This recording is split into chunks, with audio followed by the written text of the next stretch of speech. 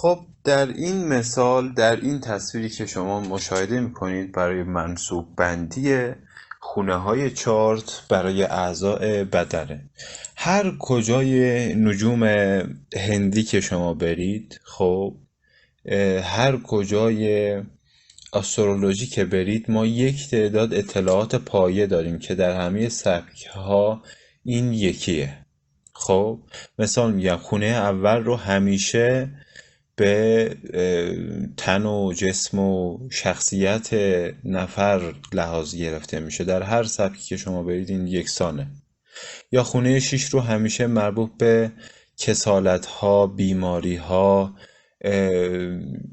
به خصوص در نجوم اسلامی به مشکلات ماورایی یا حالت های خاصی در نظر گرفته میشه. یا خونه 12 رو همیشه به دشمنی گرفته میشه. خونه 11 رو به دوستی گرفته میشه. خونه 9 همیشه مربوط به معنویاته. خب ولی نه همیشه. البته اینجاشم بگم، الان طبق این تصویری که مشاهده میکنید اینجا مربوط به اعضای بدنه. حالا ما هر رشته ای خب یک تعداد منصوبات داره. حتی گیاهان منصوب پذیر هستند، حتی فلزات از نجوم قدیم تا به امروز منصوب بندی خاصی داره.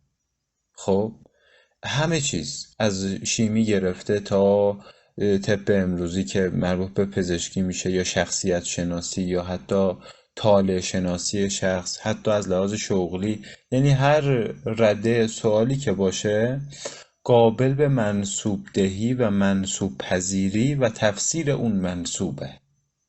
ما 3 تا صحبت کردیم، گفتیم خونه داریم، برج داریم، کوکب داریم. خب و قراره که نسبت به اینها تفسیر انجام بدیم، قراره که نسبت به اینها احکام صادر کنیم و این نسبت به موضوعات هست که مسئله رو متفاوت‌تر نشون میده برای ما، تفسیر رو تفاوت ایجاد میکنه در تفسیر ما.